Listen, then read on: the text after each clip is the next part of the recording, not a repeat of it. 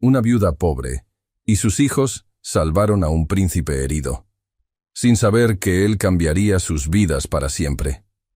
Amanecía envuelto en una neblina espesa, de esas que parecían tragarse el mundo entero, y dejar solo el sonido de las hojas húmedas goteando en el silencio. El cielo estaba cubierto por nubes grises y bajas, como si aún no se decidiera entre llover o no. En la campiña gallega, el aire tenía el peso de la tierra empapada, y cada paso levantaba un aroma viejo a musgo y leña mojada. María López de Castro caminaba despacio, casi sin dejar huella en el sendero barroso que llevaba al molino viejo. Llevaba una cesta de mimbre vacía colgada del brazo y los pies envueltos en botas pesadas de cuero envejecido. Su falda, oscura y gastada, se adhería a sus piernas por la humedad. En la cabeza, un pañuelo color marfil apretado firmemente ocultaba su cabello, con el nudo atado justo sobre la nuca, como llevaban las mujeres de luto que ya no podían permitirse telas negras. Tenía 29 años, pero su andar delataba más. El peso de la tierra, de los hijos, del hambre y de la ausencia la había doblegado sin romperla. Sus ojos color miel tenían ese brillo apagado de quienes no esperan, pero tampoco se rinden. 3 inviernos atrás, su esposo, un molinero que apenas alcanzaba a mantener el molino funcionando, había sido arrastrado por las aguas crecidas del río Miño. No hubo cuerpo que enterrar, solo un hueco que se tragó todo lo que había de futuro en su vida. Desde entonces había trabajado sin tregua. Criar a 3 hijos con las manos agrietadas, el pan justo y la dignidad intacta no era heroísmo, era costumbre. María nunca lloraba en voz alta. Su dolor vivía en lo cotidiano, en las madrugadas frías recogiendo leña, en el chasquido del hilo al remendar camisas viejas, en la forma en que sus dedos tanteaban la masa antes de hornear. Aquel día, el molino no era su destino habitual. Iba por ramas secas, tal vez algunas ortigas para la sopa. No esperaba encontrar nada más que humedad y ruinas. El molino llevaba años abandonado, y los más pequeños del pueblo contaban historias de fantasmas y voces entre los muros rotos. María no creía en fantasmas. Los muertos, en su experiencia, no hacían ruido. Iba en silencio, hasta que su perro, un mestizo huesudo de color pardo, se adelantó, moviendo la cola con nerviosismo. De pronto, ladró con fuerza. 1, 2, 3 ladridos cortos y urgentes. María se tensó. Apuró el paso con el corazón acelerado, temiendo encontrar un animal atrapado, o peor, algún cazador de paso. Pero no fue eso lo que vio. Entre las hojas mojadas, medio oculto por un matorral de helechos, yacía un hombre. Tenía el rostro cubierto de barro seco, y la ropa empapada se le adhería al cuerpo como una segunda piel rota. No llevaba uniforme, pero sus botas de cuero fino, la camisa bordada ahora rasgada, y la capa de viaje forrada de terciopelo oscuro, revelaban algo inusual. Esa no era ropa de campesino, ni siquiera de un viajero común. Había en las costuras y en la tela algo que hablaba de una vida muy distinta a la que se vivía en los caminos de tierra gallegos. El hombre no se movía. María se acercó despacio, con el cuerpo en tensión. Se agachó junto a él y estiró la mano hacia su cuello. Su pulso era débil, pero presente. La herida en su costado derecho estaba oculta por el lodo y la tela empapada, pero cuando ella presionó con cuidado, el hombre soltó un quejido apenas audible. Estaba vivo, sí, pero a punto de no estarlo. María miró en torno. El molino estaba solo. Nadie vendría por él. No sabía quién era. No sabía si era un criminal, un soldado desertor o un noble caído en desgracia. Pero había algo en su rostro, incluso cubierto de suciedad y sangre, que le impidió abandonarlo. Tal vez fue la forma en que la comisura de sus labios temblaba, o la manera en que sus dedos estaban crispados, como si hubieran intentado aferrarse a la vida hasta el último momento. Tomó una decisión sin pensarlo. Lo arrastró hasta su pequeño carro de madera, con un esfuerzo que la hizo sudar pese al frío. El perro la observaba en silencio, moviéndose en círculos nerviosos. Cuando al fin logró subirlo, lo cubrió con mantas viejas y hojas secas, ocultando su figura lo mejor que pudo. Después, con las manos aún temblorosas, tomó las riendas del burro y emprendió el camino de regreso a casa, con el corazón martillando dentro del pecho como si estuviera haciendo algo impensable. El trayecto fue lento, constante, silencioso. No cruzó a nadie en el sendero, aunque sentía que el bosque entero la observaba. Al llegar, sus hijos jugaban cerca del corral con una pelota de trapo. María bajó del carro sin saludar. Indicó que entraran a casa, y ellos obedecieron. El mayor, Tomás, frunció el ceño al verla preocupada, pero no preguntó nada. Sabía cuándo era mejor guardar silencio. María llevó al herido al desván. El cuarto alto y polvoriento era el único espacio de la casa donde podía mantenerlo fuera de la vista. Extendió una colchoneta sobre el suelo de madera, puso trapos limpios y una cubeta de agua hervida. Luego, con manos acostumbradas al trabajo duro, limpió la sangre seca de la herida. La profundidad del corte le arrancó una exclamación muda. Apretó los dientes y vertió vinagre sobre la carne abierta. El hombre se agitó inconsciente, pero no despertó. Durante horas trabajó sobre su cuerpo sin nombre. Le limpió la herida con paciencia. Lo cubrió con una manta gruesa.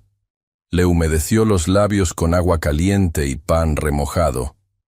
Le habló bajito, más para sí que para él. No sé quién eres ni qué has hecho, pero aquí no te mueres.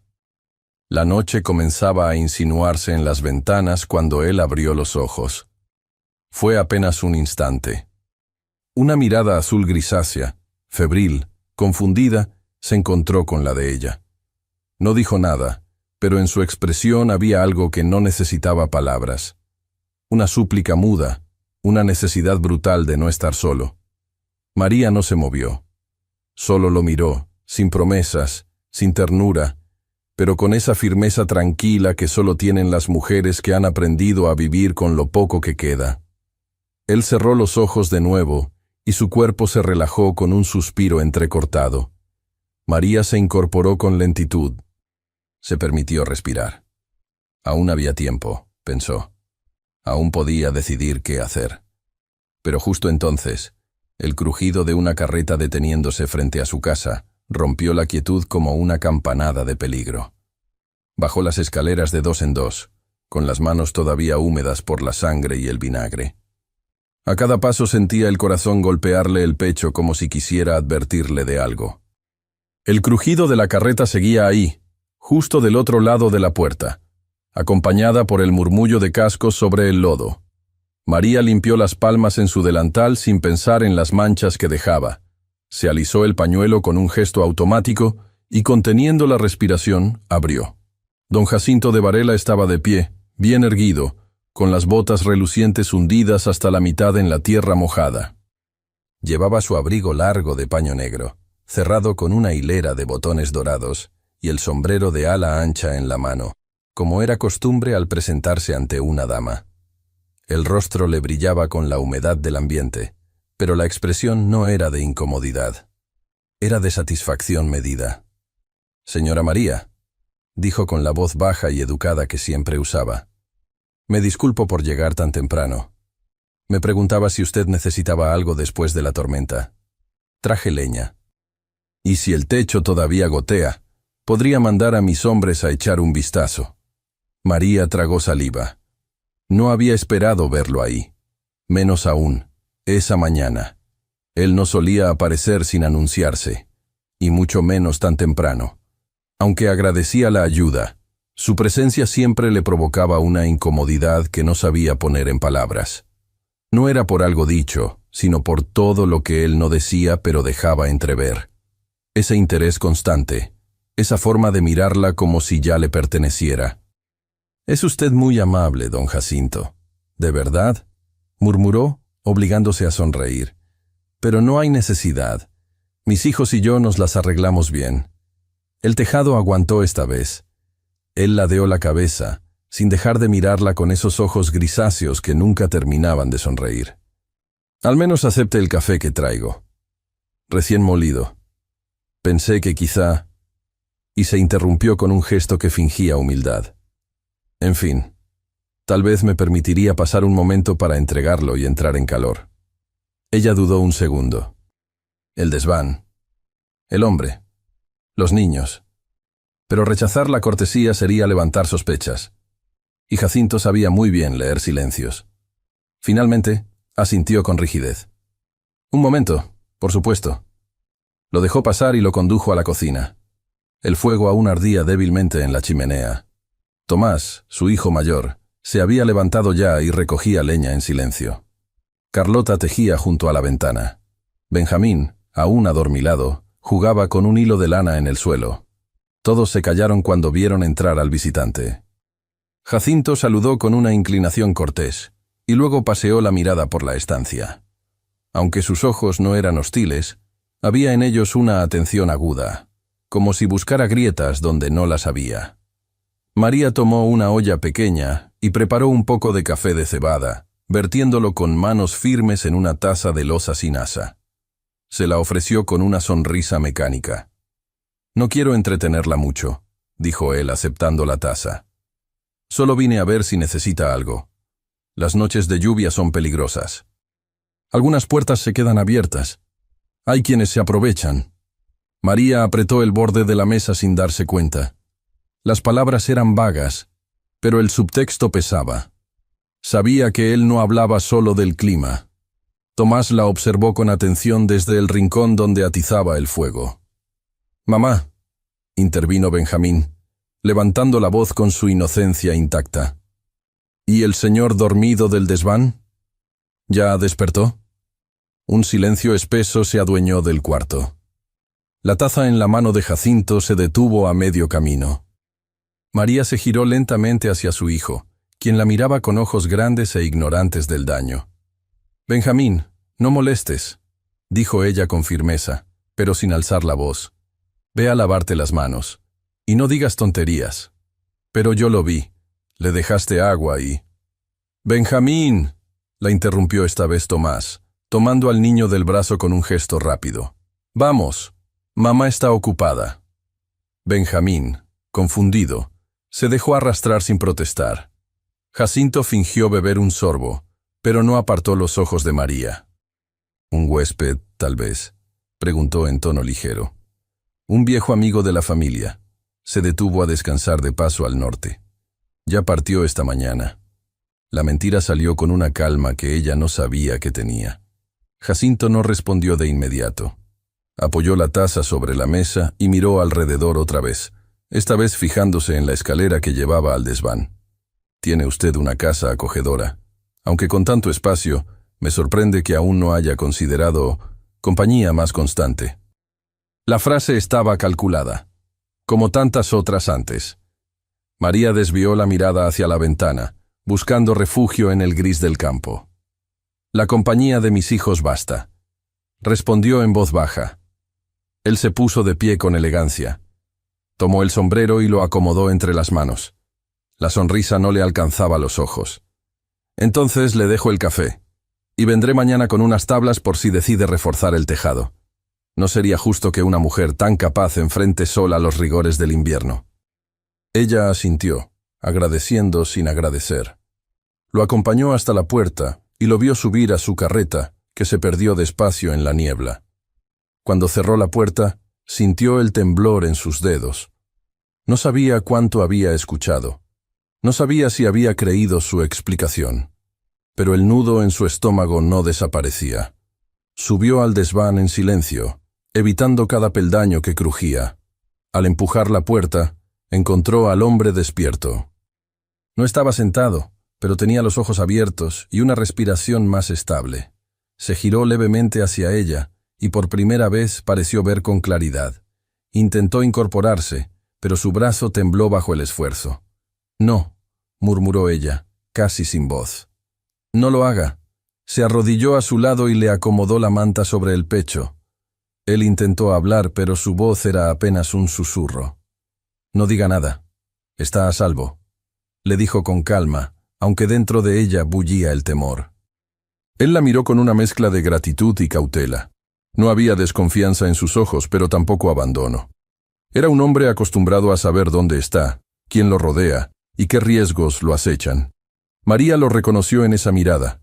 No era un campesino, ni un viajero ordinario, pero seguía sin preguntarle quién era. No todavía. Debe quedarse aquí.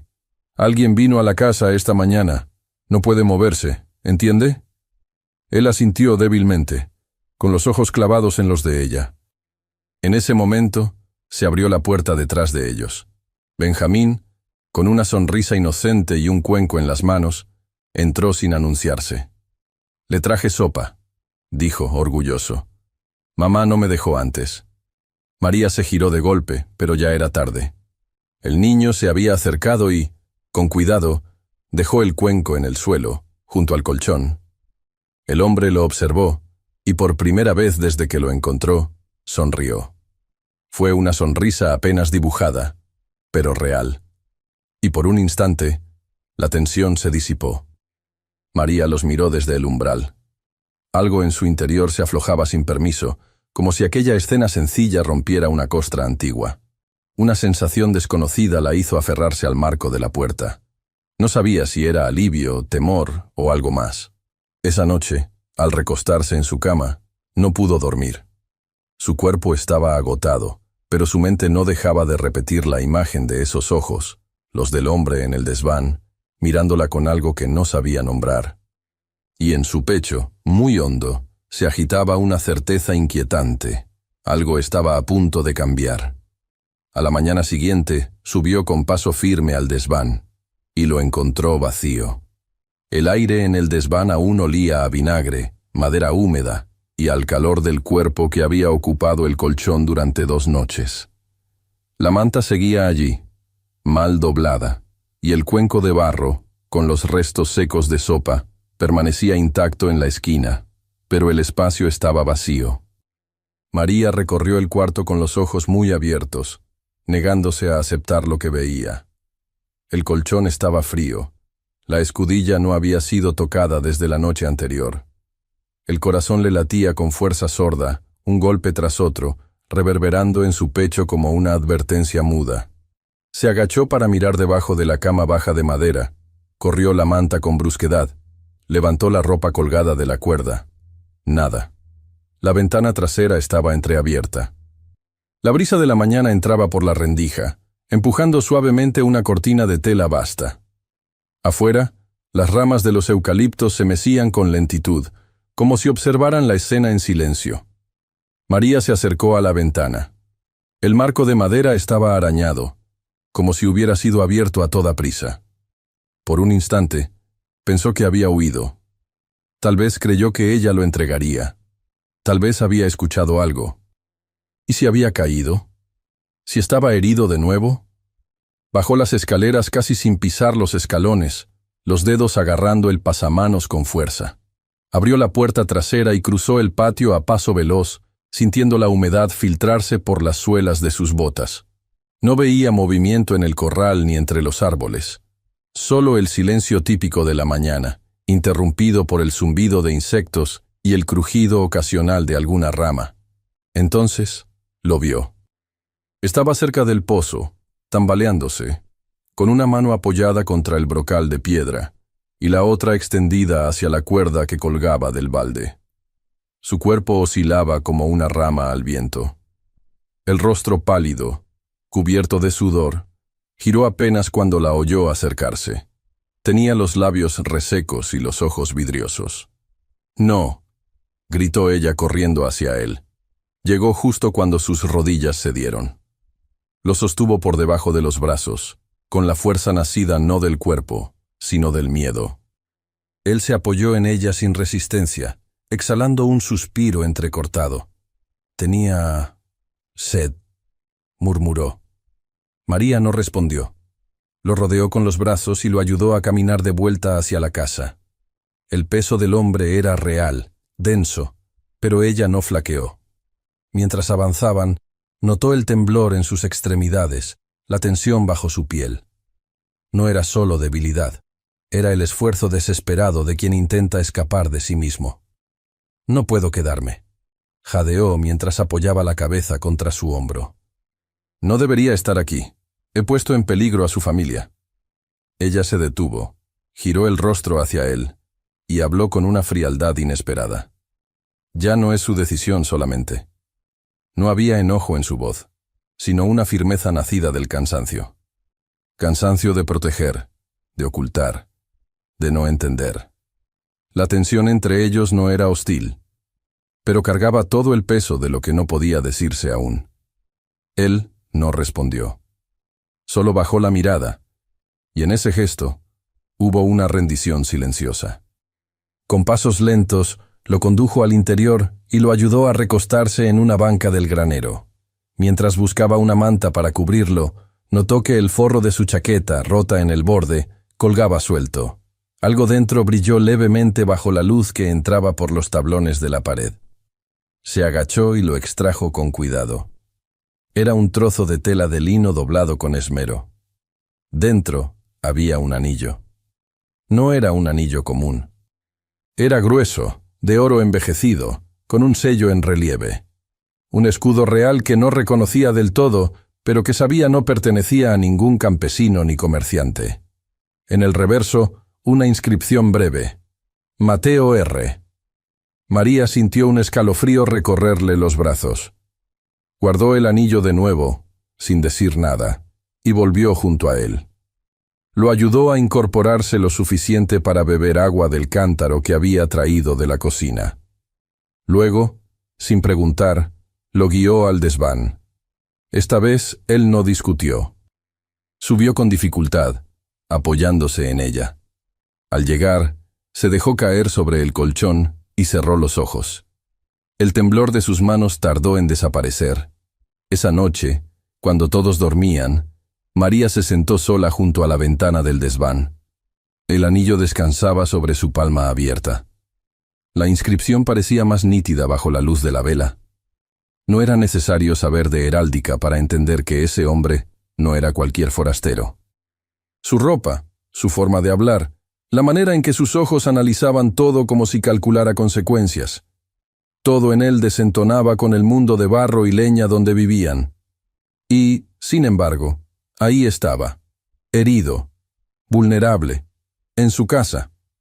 Volvió a envolver el anillo en el lino y lo colocó junto a sus cosas, sin hacer ruido. Después, lo observó dormir. Había algo inquietante en su rostro, incluso en reposo, como si la calma no le perteneciera. Al amanecer, preparó una infusión con hierbas para bajarle la fiebre.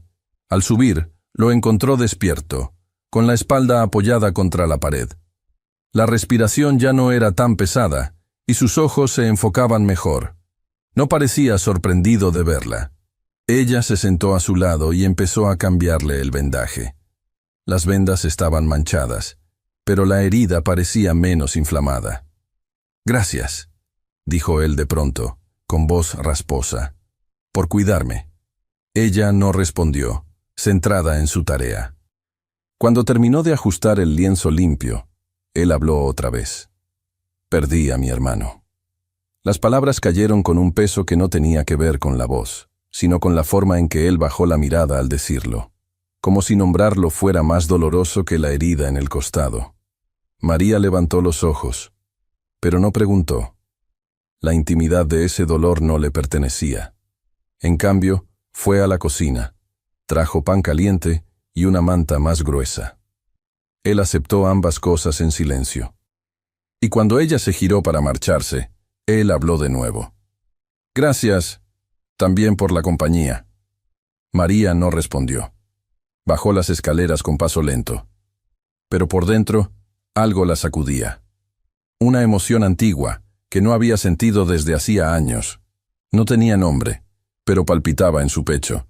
Esa tarde, Tomás regresó de la fuente del pueblo. Entró con los zapatos llenos de lodo y el rostro tenso.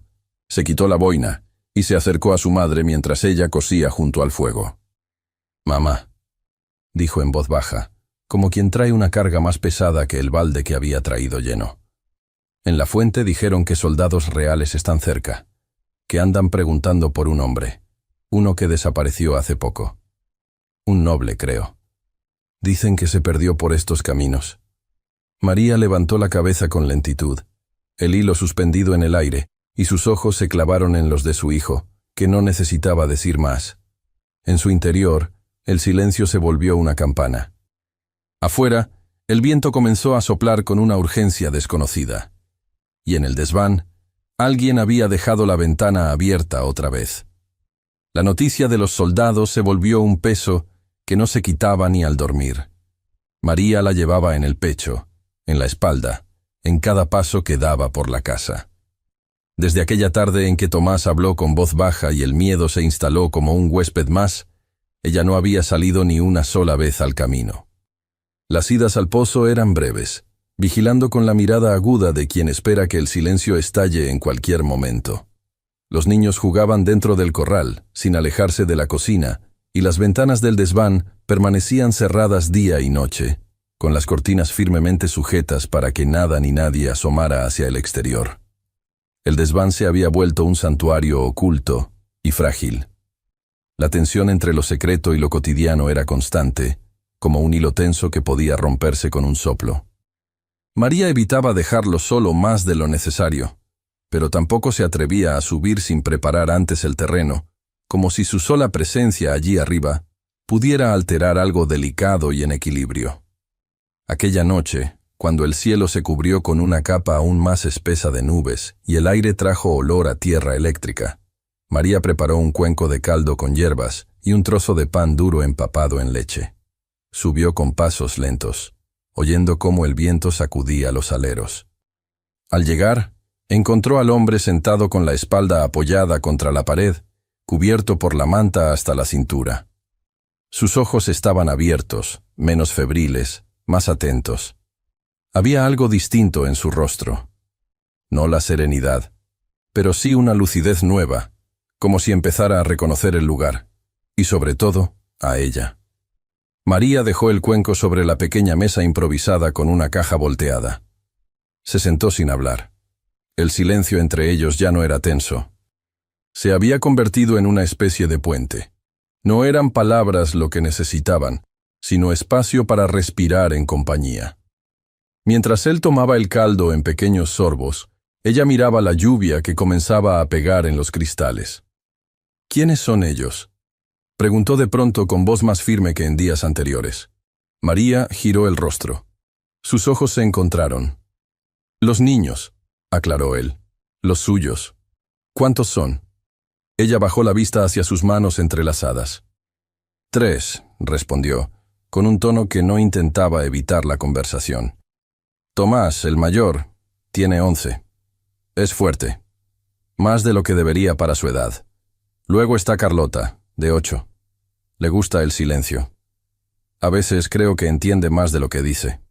Y Benjamín tiene 5. Y no conoce el miedo. Es mi pedazo de sol. Él asintió despacio, como si esas palabras le revelaran algo importante. ¿Y el molino? María alzó una ceja sorprendida. ¿Qué sabe usted del molino? Lo mencionó en sueños, una noche. Llamaba a alguien. Supuse que era su esposo. El nombre no fue pronunciado, pero flotó entre ellos. María se acomodó en el banco, sus manos tensándose levemente sobre su falda. Él trabajaba allí. Comenzó, sin saber bien por qué hablaba. Mantenía las aspas girando incluso cuando el río bajaba flaco. Decía que el molino respiraba como un hombre viejo, y que si se detenía, nos moriríamos de hambre. Una noche hubo una crecida. Fue a revisar las compuertas y no volvió. La última palabra se deslizó como una piedra en el agua. No buscaba compasión. No era un lamento. Era una verdad dicha en voz alta por primera vez en mucho tiempo. No encontramos su cuerpo, añadió después. Solo su capa enredada en las ramas de un fresno. El hombre no dijo nada. La miraba sin juzgar, sin consolar, solo presente. Desde entonces, me volví molino yo también, continuó ella, con una media sonrisa apagada. No puedo detenerme. Si paro, todo se cae. El silencio regresó, pero no era el mismo de antes. Era más íntimo. Ella no lo miraba. Miraba al vacío, pero su cuerpo se había relajado. Él dejó el cuenco vacío sobre la caja. Yo también perdí algo, dijo entonces con voz apagada. Alguien en quien confiaba. Una traición. No por oro ni por odio. Fue peor. Fue por miedo. Me prometieron que me seguirían hasta el final. Y no lo hicieron. El aire en el desván se volvió más denso. María no preguntó. No era necesario. Aquello no era una historia que quisiera contarse completa. No esa noche. Él bajó la mirada, como si las palabras hubieran costado más de lo que podía admitir. Fue entonces cuando María, sin pensar, estiró la mano y la posó suavemente sobre la suya. No fue un gesto medido. No buscó consolarlo ni tocarlo de forma indebida. Fue un acto profundamente humano, casi maternal, lleno de una compasión que nacía de la coincidencia entre sus heridas. Él no la retiró. Y por un largo instante, ninguno de los dos respiró con normalidad. El calor de las manos entrelazadas, la tibieza del desván, el golpeteo de la lluvia, todo pareció suspenderse. María fue la primera en moverse. Retiró lentamente su mano y se levantó. Pero antes de que diera un paso, él alzó la voz, más bajo que un suspiro. ¿Por qué me ayudó? Ella se detuvo. No volteó. No respondió. Bajó las escaleras sin mirar atrás, pero su respiración estaba agitada, como si la pregunta hubiera abierto una grieta que no quería mirar de cerca. En la penumbra del desván, él la observó desaparecer por la puerta, los dedos aún entumecidos por el calor de su mano. Afuera, el viento había cambiado de dirección. Minutos después, mientras María colocaba un leño en el fuego de la cocina, un sonido la hizo girar con brusquedad. Era un crujido, apenas perceptible, que venía del lado norte de la casa. Dejó el atizador y cruzó el patio con el corazón latiendo con fuerza. La lluvia caía ya con firmeza, pero más allá del corral, entre los árboles, había una figura de pie. No se movía. Solo observaba la casa, inmóvil, como si esperara algo. Los días que siguieron a aquella noche extraña fueron como una cuerda que se estira lentamente, sin romperse, pero tensándose con cada hora. María se volvió distinta. No lo decidió de manera consciente, pero algo dentro de ella cambió de dirección, como una corriente subterránea.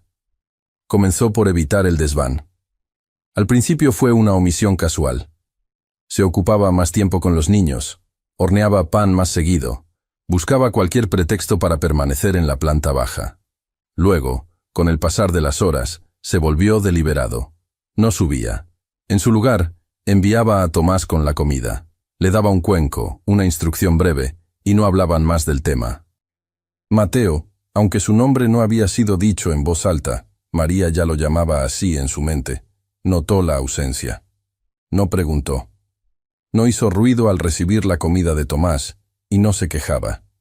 Pero cada vez que oía las tablas de la escalera crujir, su pecho se tensaba, y cada vez que no era ella quien entraba, el silencio que dejaba tras de sí se volvía más pesado.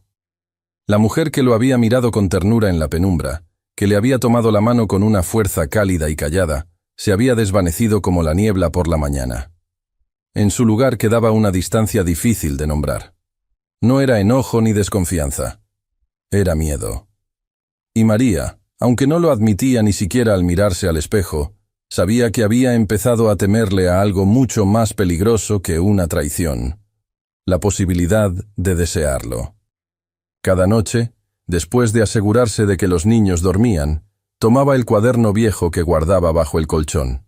Las tapas estaban gastadas, manchadas por el tiempo, y las hojas, aunque frágiles, aún conservaban el olor tenue del papel envejecido.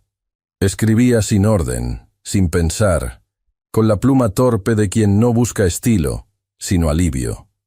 Escribía sobre él, sobre el hombre que llegó cubierto de barro y sangre, sobre cómo se había instalado en su casa como una grieta. No era un intruso, no era enemigo, y sin embargo, había hecho tambalear todo lo que ella creía tener bajo control.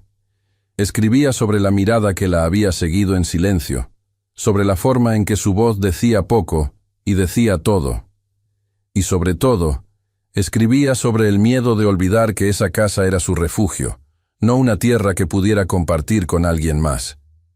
Las palabras fluían como agua turbia. «No quiero que se quede», escribió una noche. «Pero no sé qué haré si se va». Mientras tanto, Jacinto comenzó a venir con más frecuencia. Su carreta se detenía frente a la casa con puntualidad sospechosa.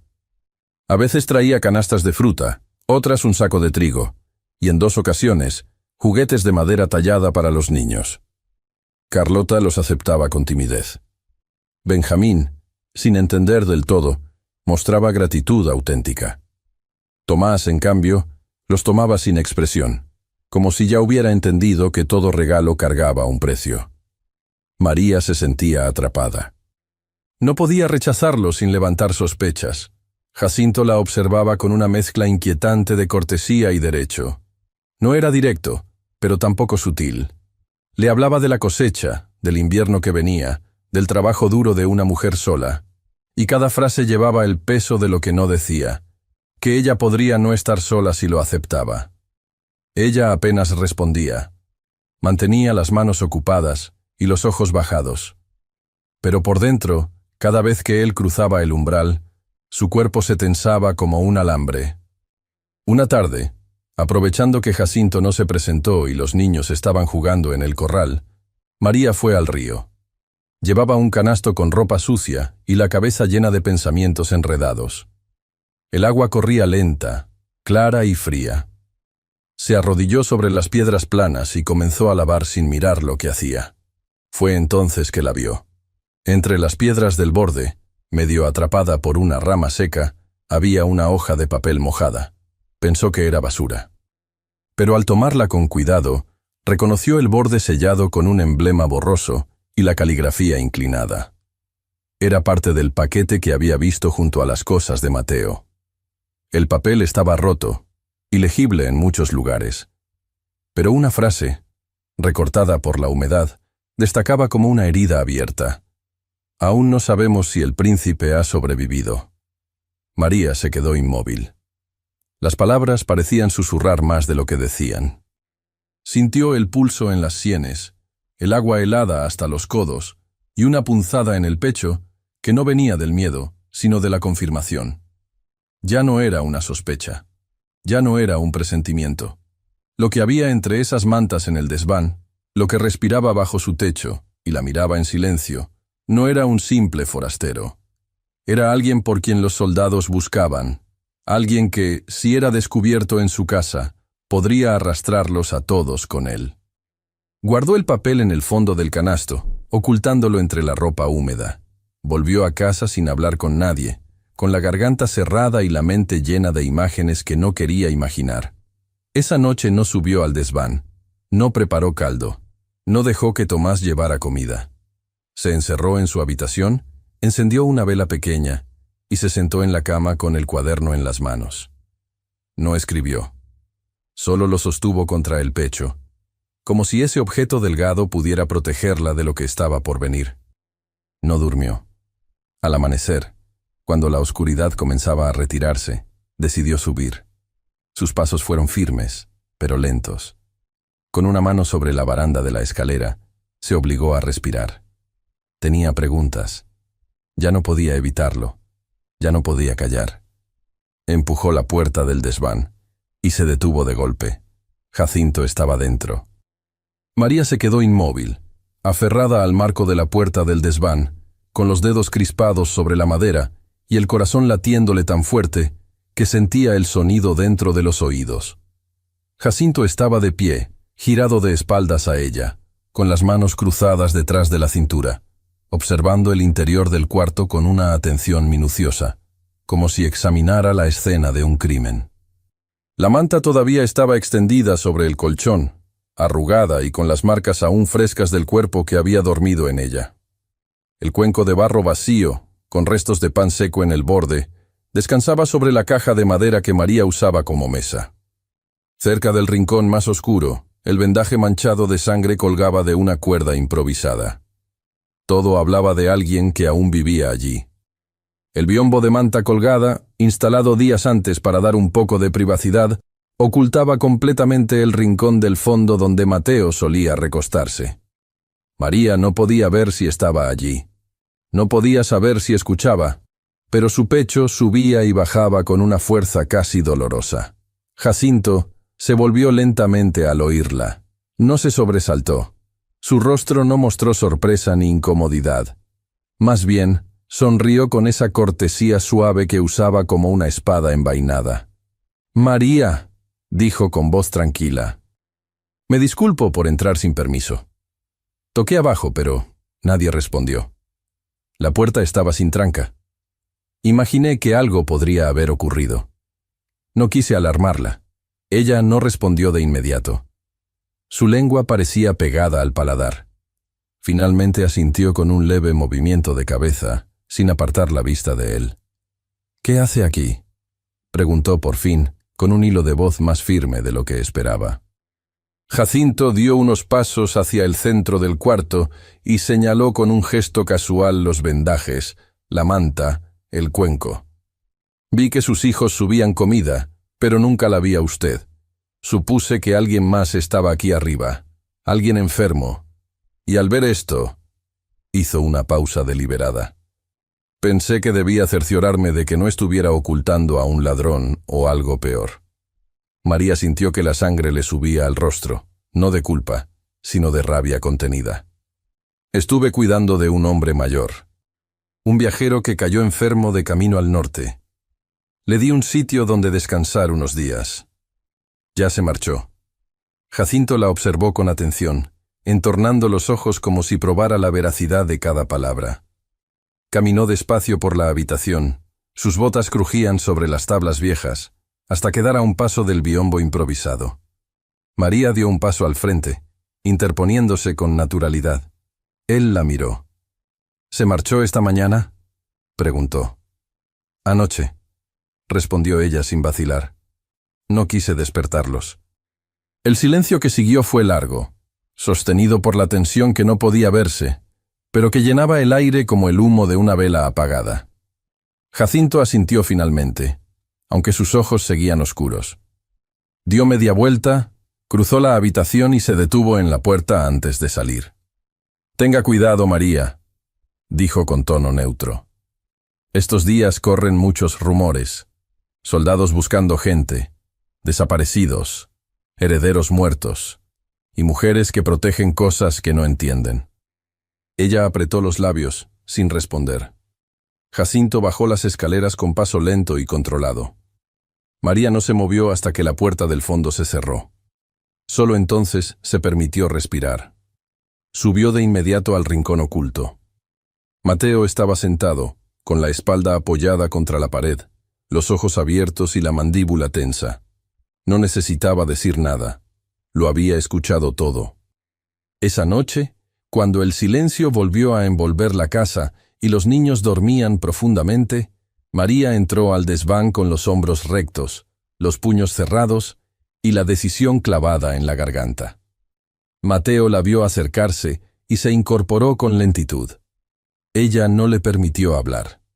«Quiero saber quién es», dijo sin rodeos. «Y no me diga que no puede. Ya no se trata solo de usted». Él la miró largo rato. Luego bajó la vista, como si aquellas palabras hubieran cortado una cuerda invisible. «Me llamo Mateo. Mateo de Borbón». El nombre cayó como un cuchillo. Ella no se movió. Lo observó como si esperara que se desdijera, pero no lo hizo.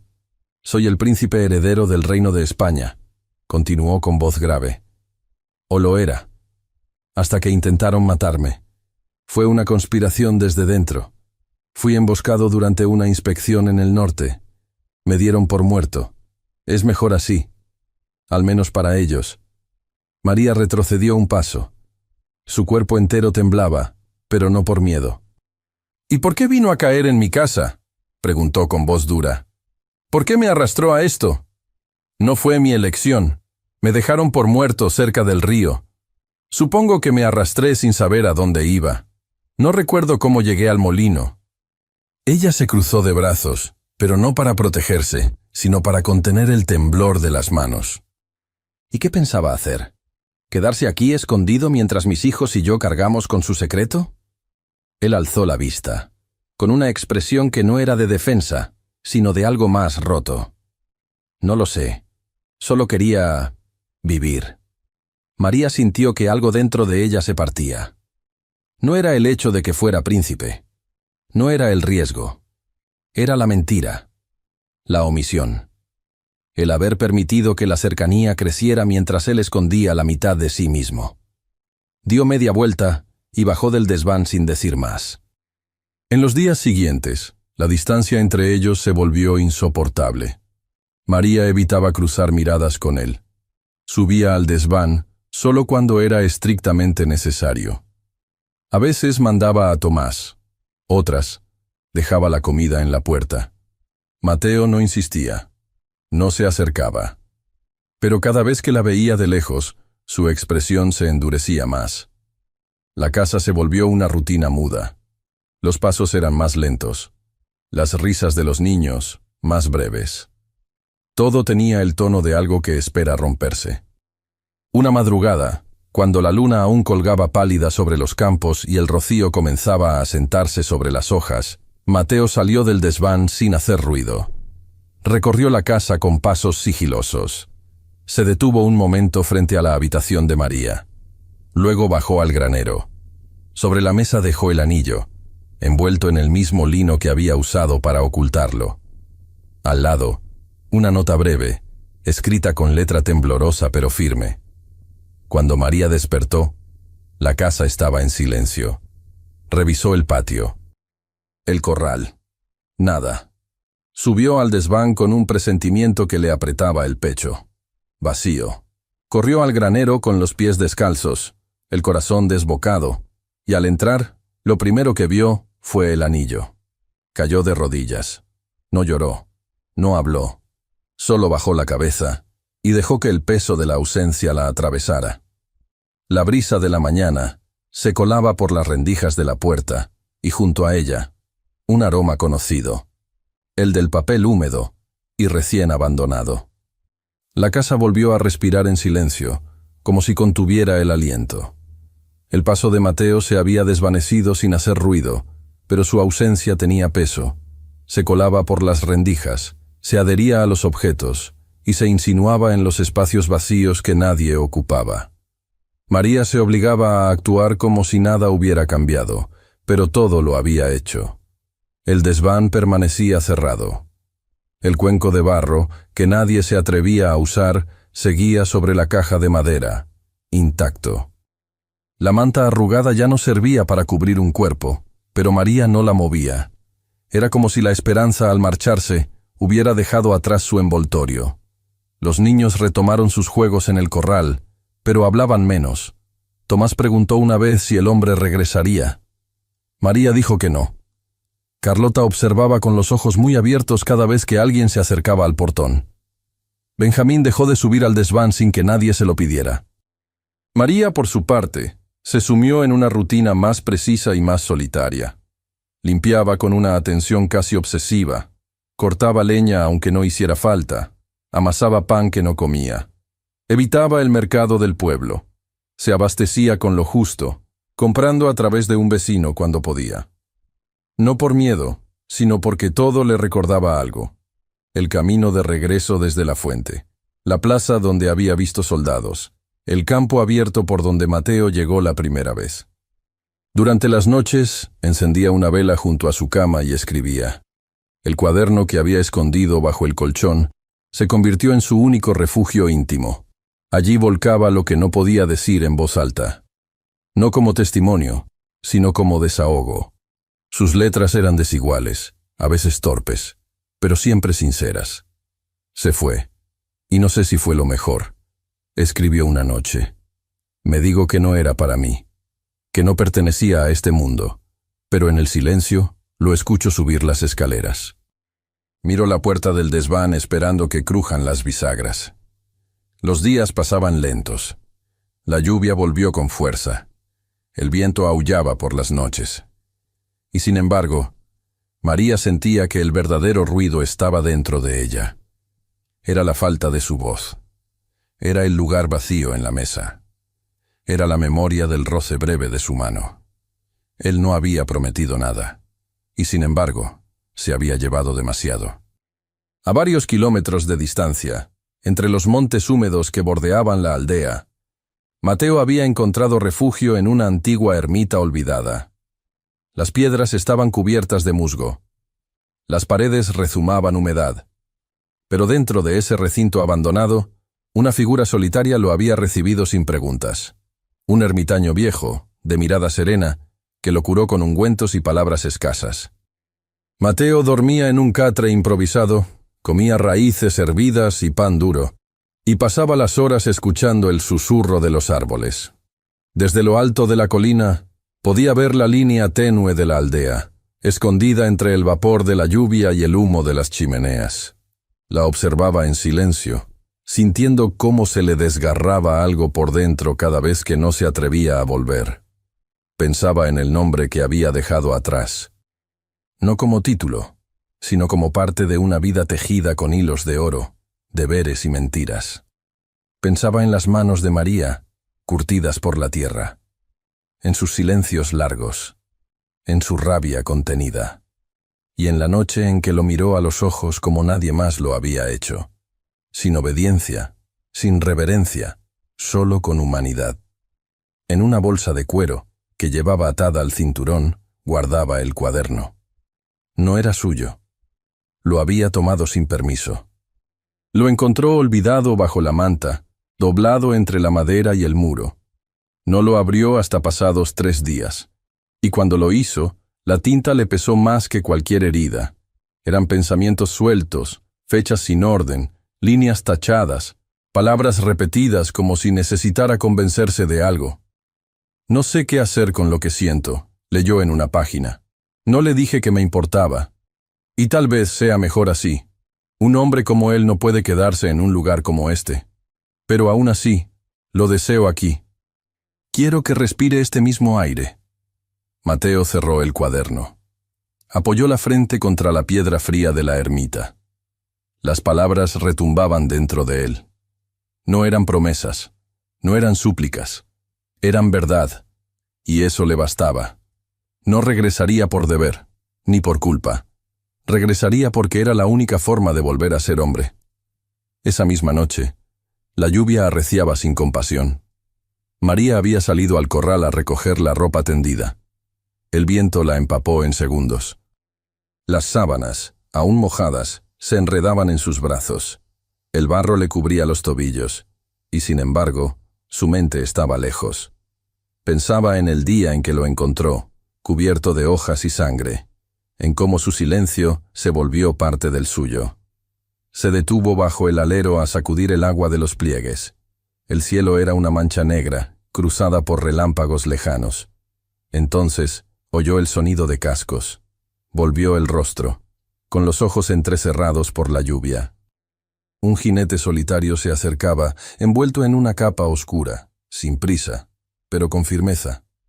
El caballo, cubierto de lodo, resoplaba con cansancio. El hombre no llevaba escolta, ni estandarte, solo un bulto en la mano. Cuando se detuvo frente a la casa, María apenas podía ver su rostro bajo la capucha mojada. Pero algo en su postura la hizo dejar caer la sábana que aún sostenía. El jinete levantó el brazo. En su mano colgaba el cuaderno de tapas desgastadas. La lluvia no había cesado, pero el mundo parecía haberse contenido en ese instante en que el jinete levantó el brazo y mostró el cuaderno.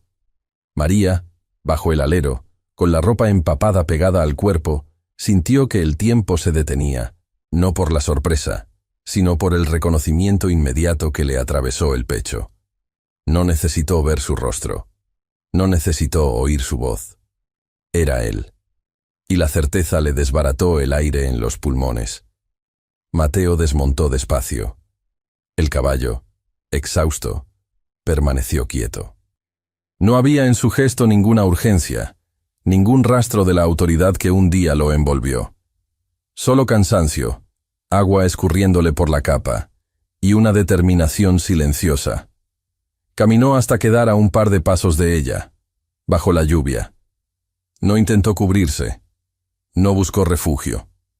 Solo extendió el cuaderno, como si fuera lo único que importara entre todo lo que los separaba. «Es tuyo», dijo con voz ronca. María no se movió al principio. La lluvia le corría por el rostro como lágrimas que no sabía si eran suyas. Finalmente extendió la mano y tomó el cuaderno con dedos entumecidos. Lo sostuvo contra el pecho, empapado, como si fuera más frágil que el papel que lo contenía. No habló. Mateo tragó saliva.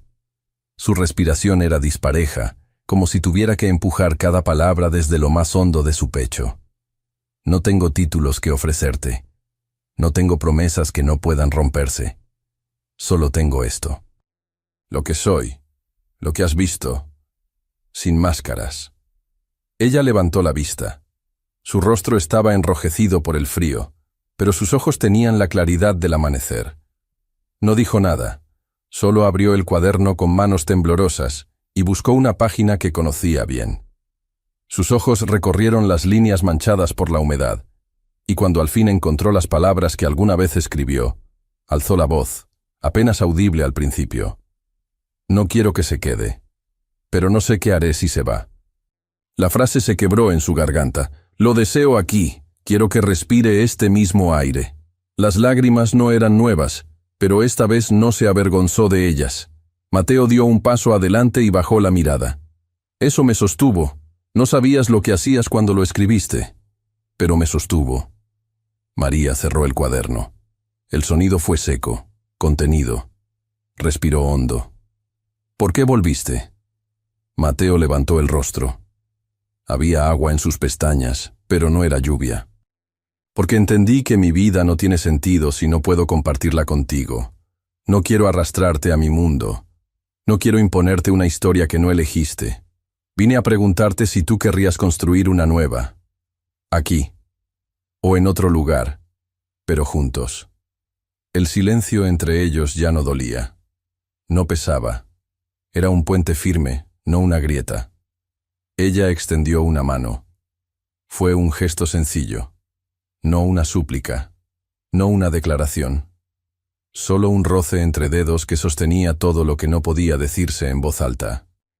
Mateo la tomó con la misma lentitud, como si se tratara de algo sagrado. Y allí, bajo la lluvia, el perdón se selló sin necesidad de palabras.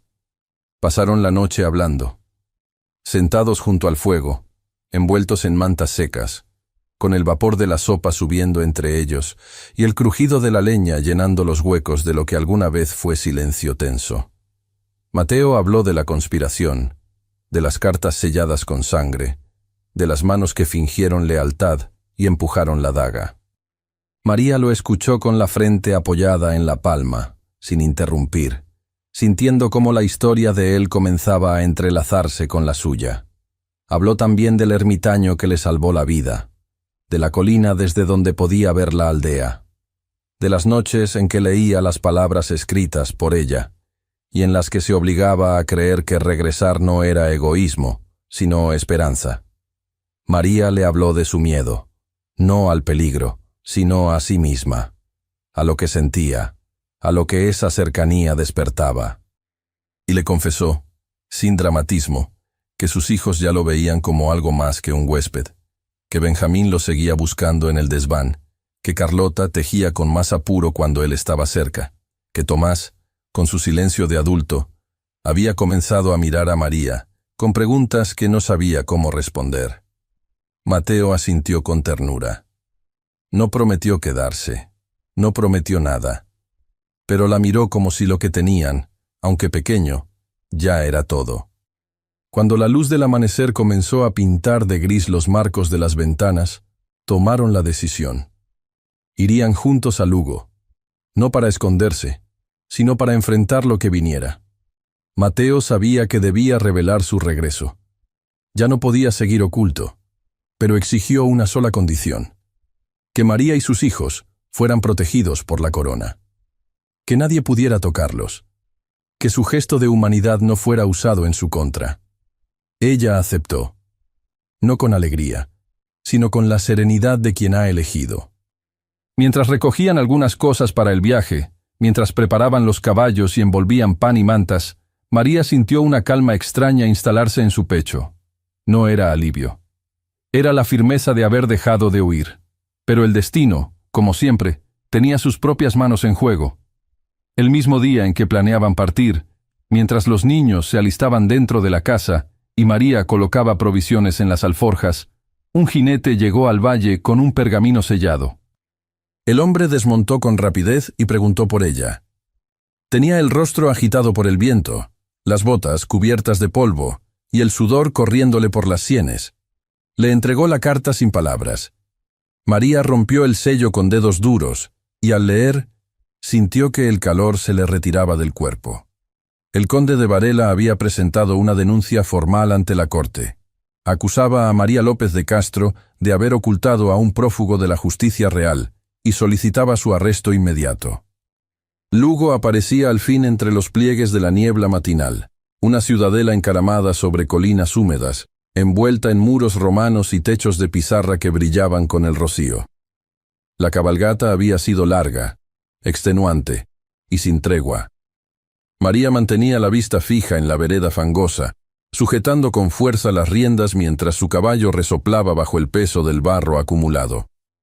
A su lado, Mateo cabalgaba en silencio, con la espalda erguida y el rostro endurecido por una decisión que ya no podía postergar. La noticia del conde de Varela los había golpeado con precisión cruel, como una trampa que aguardaba en la maleza. No había tiempo para cartas ni emisarios.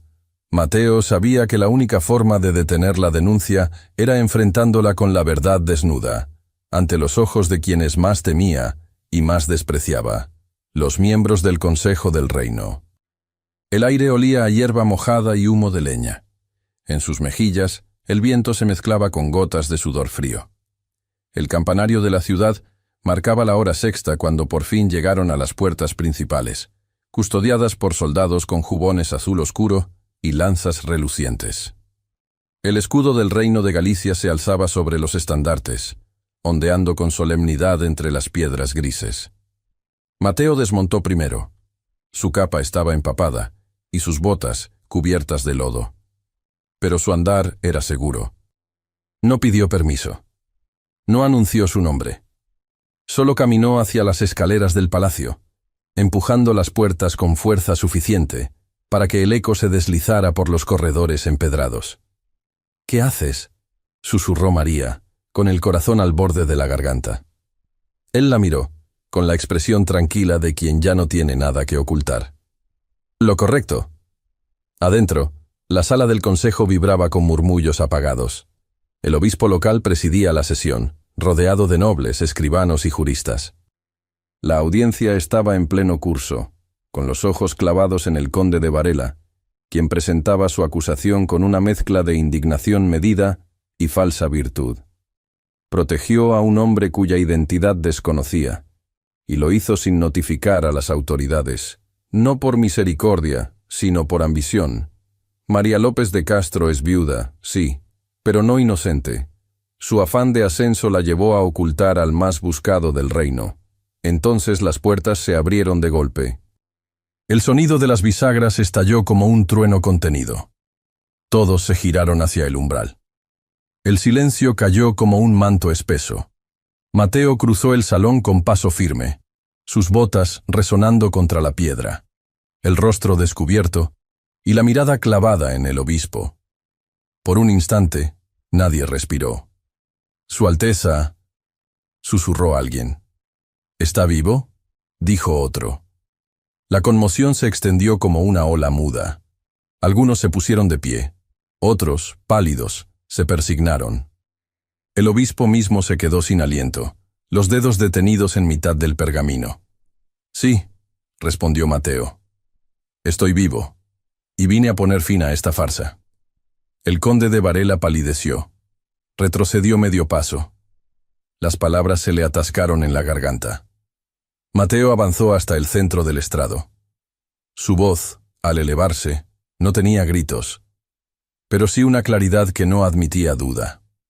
«Fui atacado en el camino entre Santiago y Lugo, víctima de una emboscada cuidadosamente planeada. Mis escoltas fueron asesinados. Yo sobreviví de milagro. Y habría muerto, de no ser por una campesina que no pidió mi nombre ni condición. Me escondió, me curó, me protegió, incluso cuando hacerlo podía costarle la vida y la de sus hijos. María se había detenido en la entrada, el rostro sin expresión, las manos apretadas contra la falda. No estaba preparada para esa exposición, pero el corazón le palpitaba con fuerza, como si algo dentro de ella supiera que aquel momento no podía evitarse. Mateo la buscó con la mirada solo una vez, y luego volvió al consejo. «Quien acusa hoy con tanta soltura», continuó, «es el mismo que permitió esa emboscada. El conde de Varela. Encontré esto entre los documentos de uno de los caballeros que me escoltaban. Extendió una carta sellada con lacre rojo, rota en un extremo, manchada por el tiempo y por la sangre seca. El escribano la tomó y la leyó en voz baja. El contenido era claro. Instrucciones para desviar la escolta por un camino secundario, firmadas con las iniciales de Jacinto de Varela. Un susurro estalló en la sala. Los ojos se volcaron hacia el conde, que ahora sudaba profusamente. «Es una falsificación», balbuceó.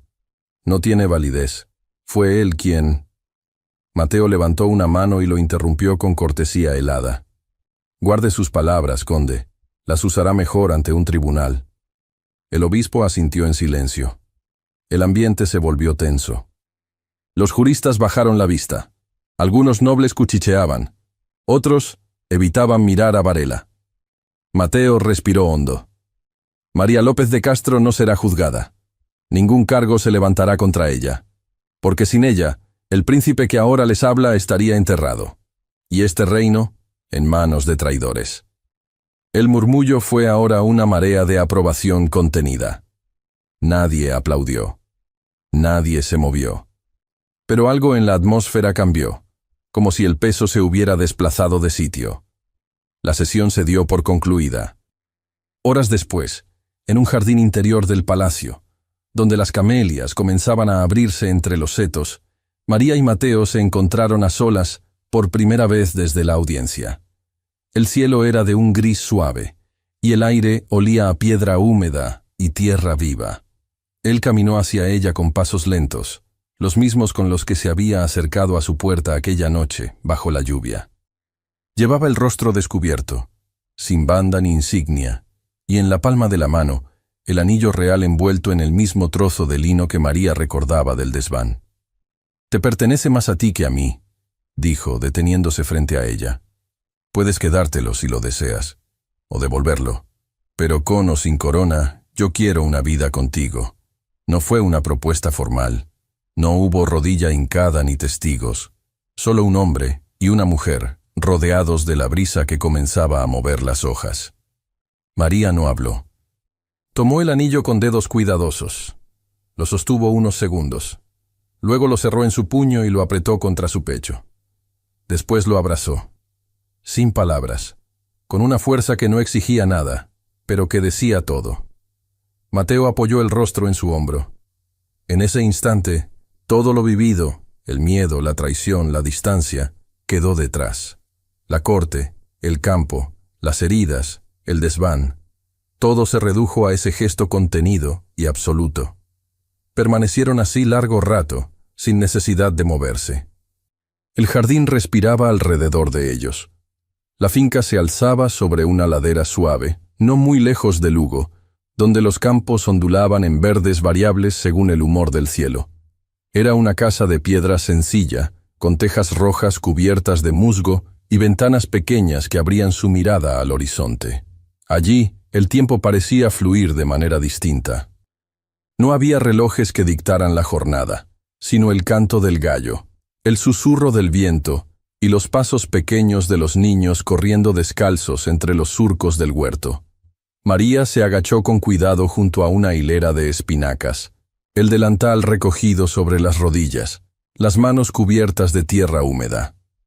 Llevaba un sombrero de ala ancha, sencillo, atado bajo la barbilla con una cinta que ya comenzaba a deshilacharse. Su blusa blanca tenía las mangas arremangadas hasta los codos, y el corpiño verde olivo se ajustaba con discreción a la cintura. Bajo el sol de media tarde, su piel lucía dorada, salpicada de sudor limpio y polvo. Las líneas suaves de su rostro estaban más relajadas que en años pasados.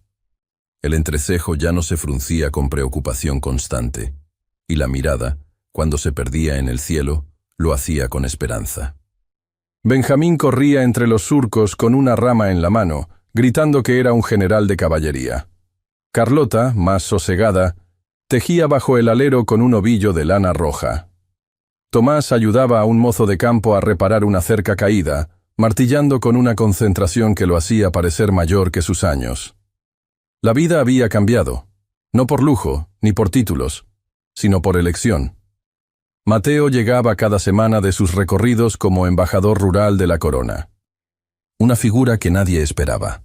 Un príncipe que había renunciado temporalmente a su lugar en la línea sucesoria para convertirse en una especie de emisario del pueblo, recorriendo aldeas olvidadas, hablando con molineros, curanderas, pastores y comadronas.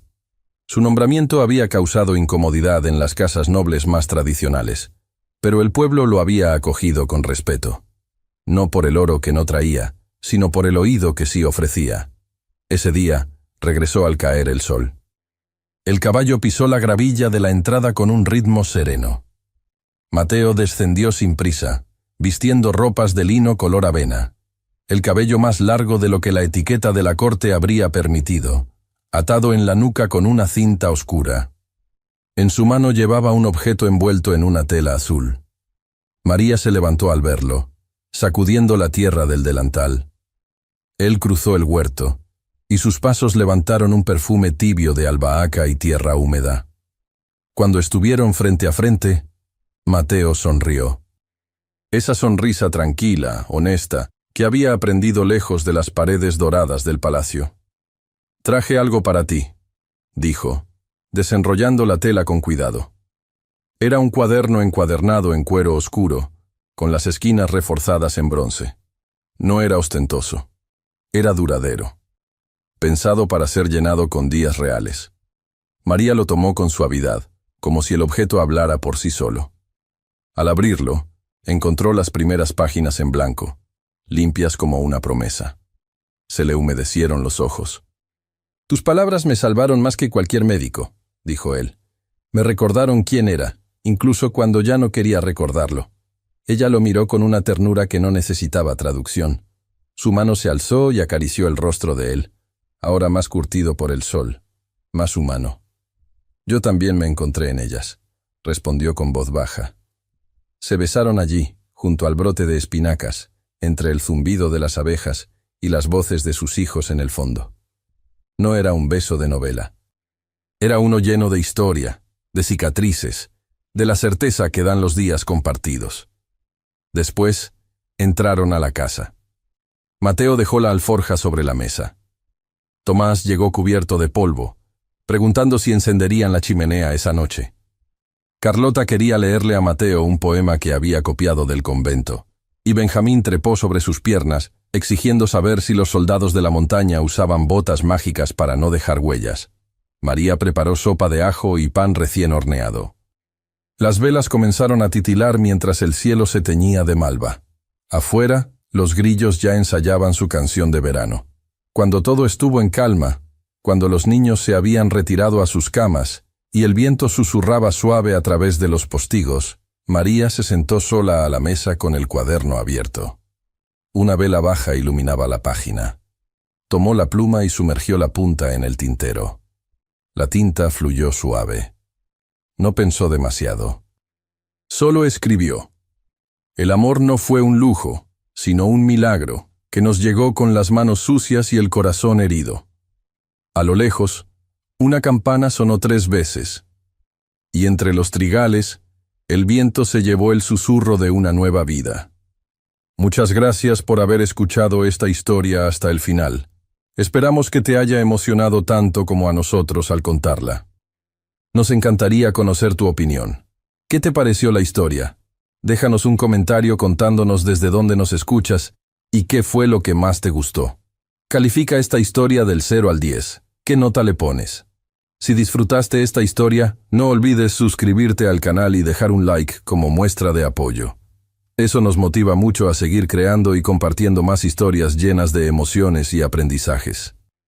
Y antes de despedirnos, queremos recordarte que en la pantalla final aparecerá una recomendación de otra historia emocionante y encantadora. Si quieres disfrutarla, solo haz clic en el video. Muchas gracias nuevamente por estar aquí y nos vemos en la próxima historia.